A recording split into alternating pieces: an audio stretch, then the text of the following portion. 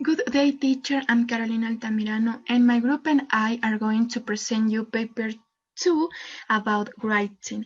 On this paper, there are 2 parts. You will have 1 hour 20 minutes to complete the paper. Each task will have 140 and 190 words. In part 1, you have to write an essay, and in part 2, you have some options. You will be asked to write an email, a letter, an article, a report, or a review. The assessment is based on a successful completion of the task, the writing style, how well organized is the writing, and the range of language. Some strategies to follow at the time of complete the paper is that you have to answer the question and include relevant points in the writing. You have to use the adequate level, tone, and formality, and you have to plan your writing. Let's continue with more key strategies. Well, don't forget to organize your answer in a way that it is appropriate to the task type. For example, headings in a report or greetings in a letter. Also, depending on the text type, you must use a wide range of vocabulary and well-structured sentences.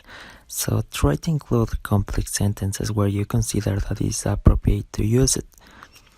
Another key expert strategy is to use discourse markers such as however, as well that, on the other hand, but in an effectively way, of course. Another important strategy is try to engage the reader's interest. For example, in a review, you are trying to convince that the movie or song you are making that review is the best, and readers must want to try it. Also, try to keep approximately within the recommended word limit, because if you write too much, you run the risk of including irrelevant information and repetition of ideas. But on the other hand, if you write too little, you might not include all the requirement points. So leave enough time to check your answers. I'm gonna talk about part number 1, which is a multiple choice part. In this part is called short structs.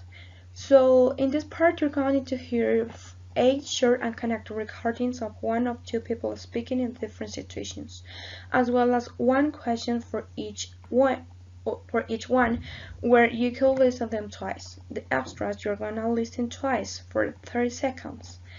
Each question requires you to tune in and listen out for clues so that you can understand the main idea, an agreement between the speakers, an opinion, etc. For example, what are the people talking about?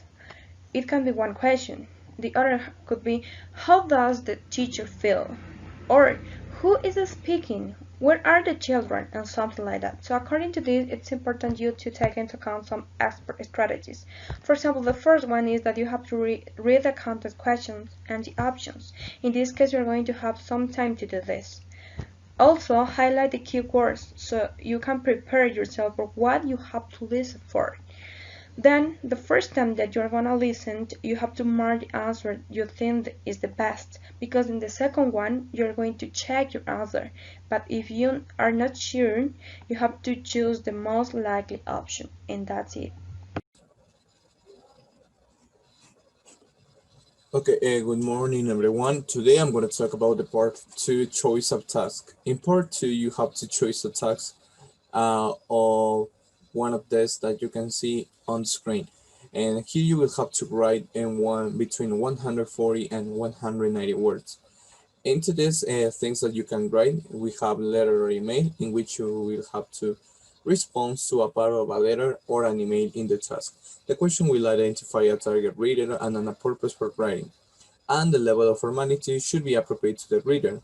The letter or email may be formal to a friend or a colleague, or more formal, for example, to a magazine editor or possible employer.